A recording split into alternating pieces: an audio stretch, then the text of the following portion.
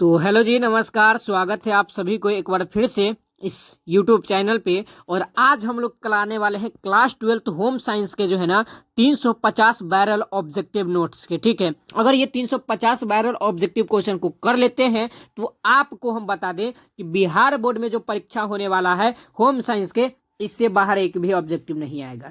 बस आपको क्या करना है कि ये पूरे साढ़े 300 ऑब्जेक्टिव को कवर कर लेना है। तो अब बोलिएगा कि क्या एक ही वीडियो में कवर करना है? जी बिल्कुल नहीं, मात्र हम लोग 35 ऑब्जेक्टिव जो है ना डे बाय डे करने वाले हैं। ठीक है, जो कि आपका 10 दिन में समाप्त हो जाएगा। तो भाई साहब जी, सबसे पहले तो बता दें कि आप लोगों को इस चैनल पे आर्ट्स के ऑल सब्जेक्ट की क्लासेस चलता है। तो फटाफट से चैनल पे नए हैं तो चैनल को सब्सक्राइब कीजिए, वीडियो को लाइक कीजिए और चलिए अब हम लोग क्लास को शुरू करते हैं। और ये आज हम लोग 35 ऑब्जेक्टिव जो कराने वाले हैं, इस 35 ऑब्जेक्टिव को आप क्लियर कर लेते हैं। मात्र 35 ऑब्जेक्टिव, किसने बोला है? अगर ये मात्र 35 ऑब्जेक्टिव को क्लियर करते हो तो आप लोगों का 7 से 9 नंबर इस क्लास में बनने वाला है। ठीक है, तो चलिए जी फटाफट से इस क्लास को पूरा कीजिए। और 15 मिनट भी बहुत काफी होगा, 10 मिनट में ये क्लास खत्म होने वाला है। तो फटाफट से चलिए जी क्लास को स्टार्ट करते हैं और आप लोगों को जो है ना 9 नंबर 9 मिनट में दे करके जाने वाला है। ठीक है, आइए।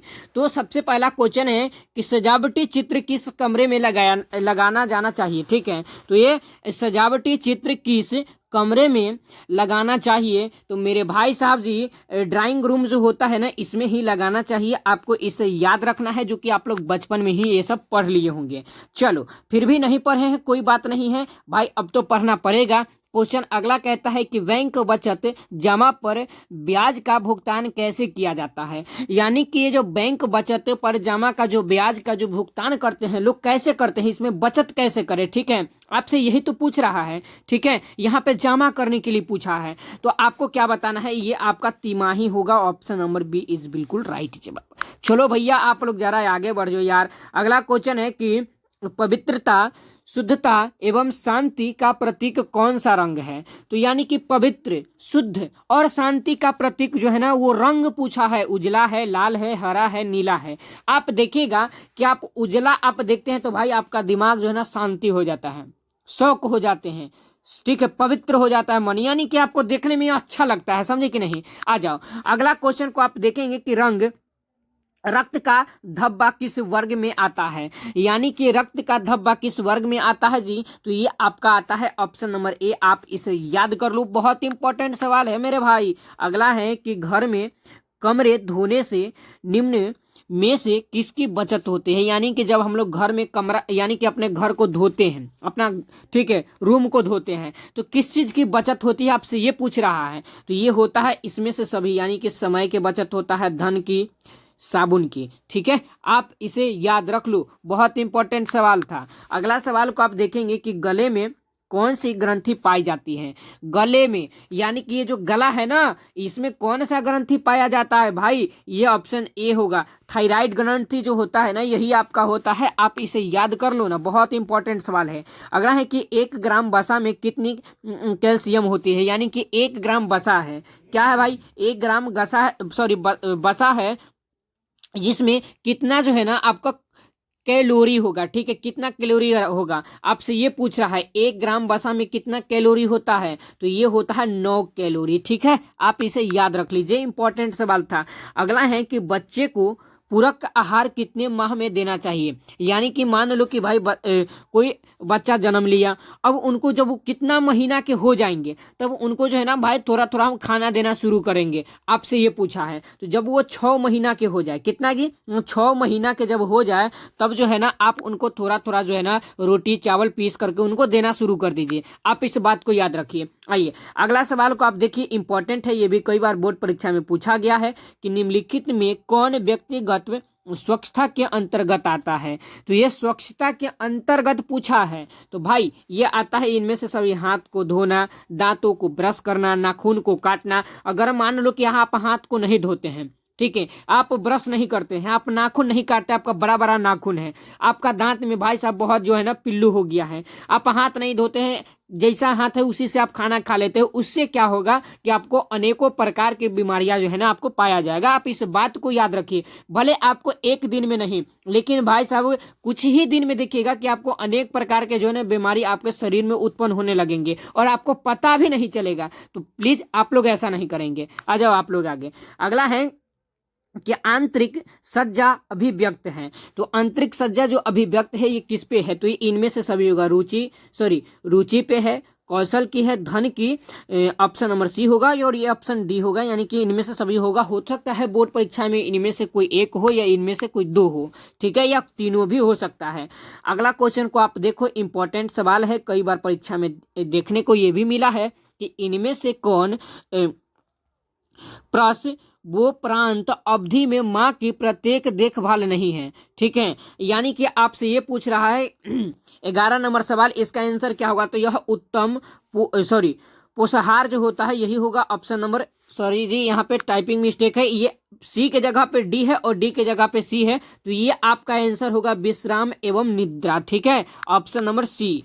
चलो अगला क्वेश्चन है कि कौन सा तत्व विकास को प्रभावित नहीं करता है, यानी कि कौन ऐसा तत्व है जो विकास को प्रभावित नहीं करता है? तो आप नाम को नहीं समझ लीजिएगा, देखते होंगे कि आपके गांव समाज में, आपके घर में, या आपका भी नाम हो सकता है विकास, तो आप ये नहीं समझिएगा कि हमारा तो नहीं ना बोले, नहीं जी, क्वेश्चन है ये, तो ये आपका धन होगा। ठीक है, आइए अगला सवाल को आप देख लीजिए। अगला क्वेश्चन है कि निम्न में से कौन क्रियात्मक विकास नहीं है? तो क्रियात्मक विकास क्या नहीं है? तो ये बोलना जो है ना, बोलना, यही आपका क्रियात्मक विकास नहीं है। ठीक है, आप इसे याद रख लीजिएगा। बहुत सारे स्टूडेंट्स ये बोलते हैं कि भाई विकास नहीं होता है, बोलेगा नहीं तो विकास नहीं होगा। आप देखिएगा कि भाई जो बच्चा गूंगा है वो बचपन से ही गूंगा है, तो क्या वो बचपन से सिवाना नहीं हुआ है? बताइए, वो 2 साल के है तो क्या वो 4 साल के नहीं हुआ है? क्या बोलना जरूरी होता है? आप समझिए ना जरा, तो यही हुआ। आप इसको हम समझाने के लिए आपको बताए थे। आ जाओ अगला, यहाँ पे आप देखेंगे थायराइड ग्रंथि से निकलने वाला हार्मोन क्या कहलाता है? थायराइड ग्रंथि जो होता है, इससे जो हार्मोन निकलते हैं, इस ग्रंथि को हम लोग क्या कहते हैं? तो थायराइड ऑक्सीसियन कहते हैं। आप इसे याद रखिएगा, ऑप्शन नंबर बी, जो कि कई बार बोर्ड परीक्षा में देखने को ये सवाल मिला था। आइए अगला सवाल को आप देख लीजिए। भाई वीडियो को लाइक भी कर लीजिए। ठीक है, अगला है कि रोग निरोधी क्षमता कितने प्रकार के होते हैं? तो ये क्षमता होते हैं 2 प्रकार के। ठीक है, आप इसको याद रखिए। चलो जी, बहुत बढ़िया। अगला है कि अंत अस्रावी प्रणाली से संबंधित आजकल का सबसे बड़ा आम रोग जो है ना, वह क्या है? आजकल के जो है ना भाई, सबसे आम रोग जो है ना मधुमेह। ये मधुमेह वाला जो बीमारी है ना भाई, वायरल चल रहा है, यानी कि हर एक जगह पे जो है ना ये अपना टांग फैला दिया है। अगला क्वेश्चन को आप देखिएगा कि जल प्रदूषण के कारण के लिए मुख्य रूप से निम्नलिखित में से कौन जिम्मेदार है? यानी कि ये जो जल प्रदूषण हो रहा है, ठीक है, जल प्रदूषण हो रहा है, इसके लिए भाई साहब मुख्य रूप से किसका जो है ना सबसे ज्यादा जिम्मेवारी है और किनका सबसे ज्यादा योगदान है?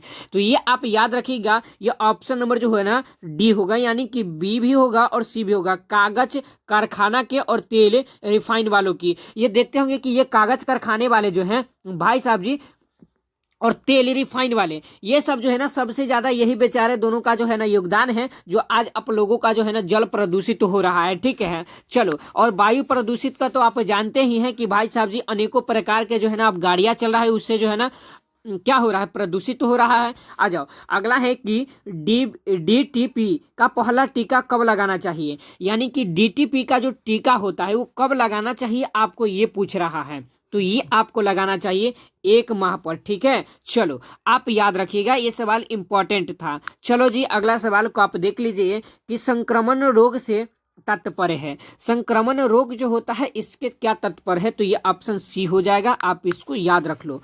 अगला है कि विकासात्मक मनोविज्ञान लाभदायक है। किससे लाभदायक है? तो ये जो लाभदायक है ना भाई, इनमें से सभी होगा, बच्चों के लिए भी है, अभिभावकों के लिए है, यानी कि माता पिताओं के लिए, शिक्षकों के लिए भी है। तो ये आप इसको याद रखिए, ये इंपॉर्टेंट है। हो सकता है कि ये सवाल में से ऑप्शन थोड़ा सा पलट लेता है, पूछने का तरीका चेंज कर लेता है, लेकिन आप लोग क्या कहिएगा कि हमको आप थोड़ी ना पढ़ाए थे, तो इसीलिए हम आपको याद दिला देते हैं। आ जाओ अगला सवाल को आप देख लीजिए कि स्वच्छता के किस कार्य के लिए जल की अधिकतम आवश्यकता होती है। तो ये जल के लिए जो अधिकतम आवश्यकता होती है ना भाई, कपड़ों की धुलाई, ठीक है, आप इसे याद रखिए।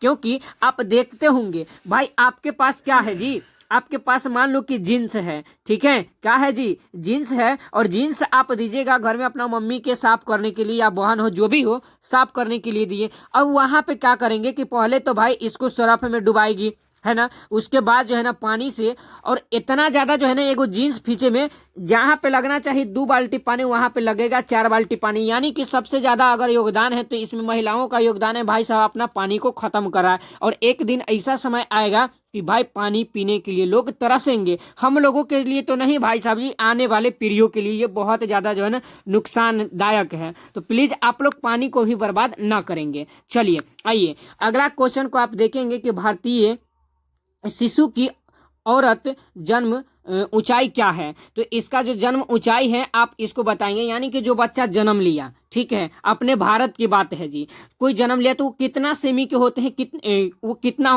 उसका जो ऊंचाई होना चाहिए वो कितना होना चाहिए, आपसे ये पूछ रहे हैं सवाल। तो ये आपका 50 सेमी के वो होना चाहिए, ठीक है। आइए अगला है कि सांकेतिक भाषा का प्रयोग होता है। सांकेतिक भाषा का प्रयोग किसके लिए होता है। तो देखते होंगे कि जो गूंगे होते हैं वो अपना हाथ से बात करते हैं, इशारा से बात करते हैं। तो ये प्रयोग किन के लिए होता है भाई, गूंगे के लिए होता है, अंधों के लिए नहीं होता है, असामाजिक बच्चों के लिए नहीं होता है, विकलांग के लिए नहीं होता है। अब ऐसा ना कि आप लोग क्या करिएगा, विकलांग मार के आइएगा कि सर जी उनके पास तो एगो टांग नहीं था तो उसमें हम लोग सांकेतिक मार दें, नहीं, ये बिल्कुल गलत है। असामाजिक बच्चों के लिए भी नहीं है, अंधों के लिए भी नहीं है। भाई अंधों के लिए तो कंठ है ना जी, उनके पास क्या है, आंखें नहीं है। लेकिन गूंगे और बहरे के लिए जो है ना, जो बहिर है, जिनको सुनाई नहीं आता है, भाई वो बोलेगा लेकिन वो सुनेगा ही नहीं। गूंगा है, गूंगा भी थोड़ा कम सुनता है, उनको वो तो बोल नहीं सकता है बेचारा, आप बोलिएगा वो सुन लेगा, लेकिन वो बोलेगा तो आप सुन पाइएगा, करेगा तो वो क्या करेगा, संकेत में बात करता है। तो ये आपका ऑप्शन डी, आप इसे याद रखिए, ठीक है। आइए अगला है दुखद संदेह का उदाहरण क्या है। तो यह आपका होता है 24 नंबर सवाल, इंपॉर्टेंट सवाल। ये क्रोध होता है, ठीक है, ज्यादा क्रोध भी करना नहीं चाहिए, नहीं तो भाई पछताना पड़ता है कि नहीं। अगला है कि कृत्रिम अंग वाले बच्चों कौन सी है, की विशेषता आवश्यकता कौन है। तो इसका विशेषता जो होता है ना, सबसे ज्यादा ऑप्शन नंबर डी होगा, इनमें से सभी होगा। शारीरिक आवश्यकताएं होती हैं, शैक्षिक होता है, प्राकृतिक होता है, ठीक है। ये तीनों देखते होंगे कि कोई भाई जन्म लिया, ठीक है, बात को समझिए, क्वेश्चन के हिसाब से बता रहे हैं, कोई जन्म लिया, देखते होंगे कि वो अपने माँ के गर्भ से ही भाई साहब किनके देखते होंगे, किन्हीं का 2 आंखें ही नहीं होता है, किसी का 1 आंख होता है, किन्हीं का कान सटा हुआ होता है, ठीक है, कोई किन्हीं का जो है ना वो चल ही नहीं पाते हैं। तो ये क्या होता है, किन्हीं का शारीरिक होता है, कोई भगवान को किसी को बना करके भेजते हैं, या मान लो कोई जा रहा है उसको एक्सीडेंट हो गया तो वो क्या हुआ, अपने आप खुद से वो किया, समझे कि नहीं। तो इस बात को आप याद रखिएगा। अगला है कि बच्चों में असमर्थता हो सकती है। असमर्थता जो है ना बच्चों में कब हो सकती है, जन्म के पूर्व, जन्म के समय, जन्म के बाद, या इनमें से सभी। तो ये आपको याद रखना है, ये जन्म के समय होता है। जैसे मान लो कि कोई बच्चा जन्म लिया, ठीक है, तो अगर उस पर अगर ध्यान नहीं दिया जाएगा तो उसमें अनेकों प्रकार के जो है ना भाई साहब जी क्या अनेकों प्रकार के जो है ना उसमें अलग अलग जो है ना देखने को मिलेगा, समझे कि नहीं। आइए अगला सवाल को आप देखिएगा, अशुद्ध पानी पीने से निम्न में से कौन सी बीमारी उत्पन्न होती है। जैसे मान लो कि आप क्या किए, कोई पानी आपको ला करके दिया, आप क्या बोले कि हमको 1 लोटा पानी दो या 1 गिलास पानी दो पीने के लिए, वहां पे आपको पानी मिल गया, लेकिन आप वहां क्या करते हैं, उसको रख देते हैं और 1 घंटा बाद उसको पीते हैं, आधा घंटा बाद पीते हैं, वो पानी क्या हो गया, अशुद्ध हो गया। अब उस पानी को भाई साहब आप पीजिएगा तो आपको कौन सा बीमारी उत्पन्न होगा, आप इसको ध्यान दीजिए, क्योंकि ये सब सवाल पे आपको ध्यान देना बेहद जरूरी है। आपको हैजा हो सकता है, अतिसार हो सकता है, डायरिया भी हो सकता है। तो ये तीनों बीमारी का संकेत है आप अगर अशुद्ध पानी को पीते हैं तो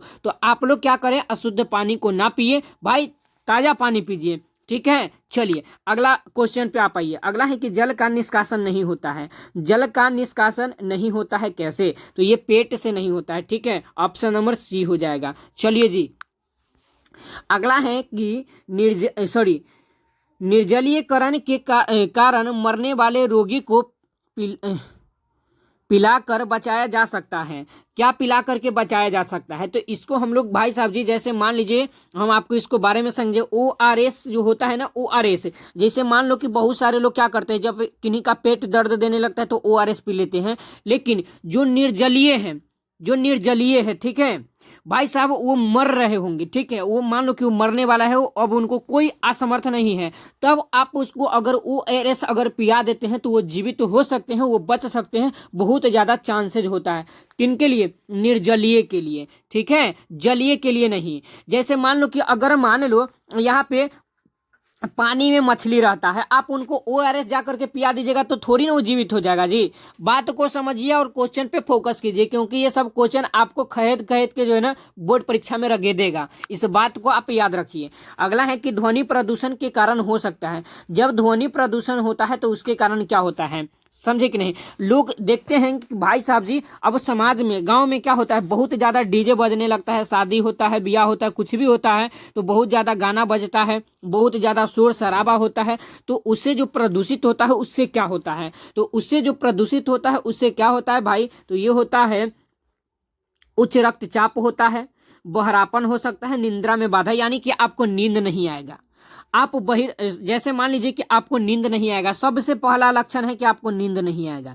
दूसरा आपको क्या होगा कि आप अगर ज्यादा आवाज तर रहते हैं, ज्यादा बहुत ज्यादा मान लो कि शोर शराबा होता है, ठीक है, ज्यादा गाना बजता है, अगर उस जगह पे आप रहते हैं, मान लो कि आप एक दिन रहे, पहले आप बात को समझिए, एक दिन रहे और उसके बाद 2 दिन रहे, 3 दिन रहे, यानी कि मान लो ना कि आप 1 हफ्ता वहां पे रहें और एक आप किसी और जगह पे, शांत जगह पे चल जाइएगा, अगर आपको कोई आराम से भी अगर बोलेगा तो आप सुन नहीं पाइएगा, क्योंकि वहां पे जो है ना आपको ज्यादा आवाज सुनने का जो है ना, आपका कान का जो है ना क्षमता बढ़ गया है, तो आप आराम से भी बोलिएगा तो आपको समझ में नहीं आएगा। इससे भी आपको बचना है। उच्च रक्तचाप हो सकता है, यानी कि जो आपका जो शरीर में जो भाई साहब जी रक्तस्राव होता है ये उत्तेजित हो जाता है, यानी कि देखते होंगे कि कभी कभी भाई साहब हार्ट अटैक भी हो जाता है किन्हीं किन्हीं को ज्यादा आवाज से। तो इस सब से आपको बचना है। ध्वनि प्रदूषण ये भी बहुत ज्यादा जो है ना हानिकारक है।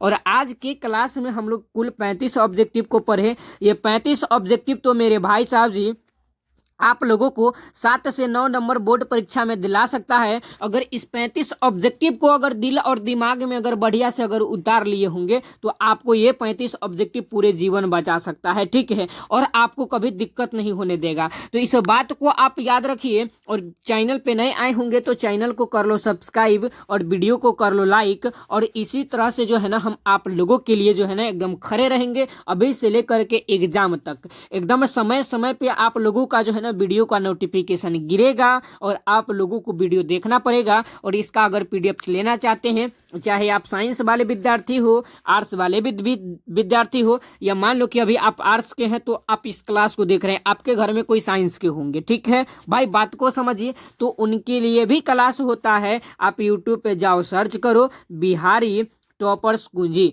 ठीक है भाई, सबसे पहला चैनल मिलेगा, उस चैनल से जुड़ जाइए। उस चैनल पे भी जो है ना एक रकम के जो है ना भाई मजेदार क्लास होता है, तो वहां पे भी जाओ, वहां पे भी जुड़ो, ठीक है। चलिए, और आपको बता दें कि भाई ये पेड PDF है जो कि आपको पैसा से मिलेगा, फ्री में तो नहीं मिलने वाला है। तो भाई ये नंबर दिख रहा है ना, इसी नंबर पे आपको 59 रुपये भाई साहब जी भेज देना है। और इसी नंबर पे स्क्रीनशॉट आपको डाल देना है कि सर जी हम 59 रुपये आपको डाल दिए हैं, आप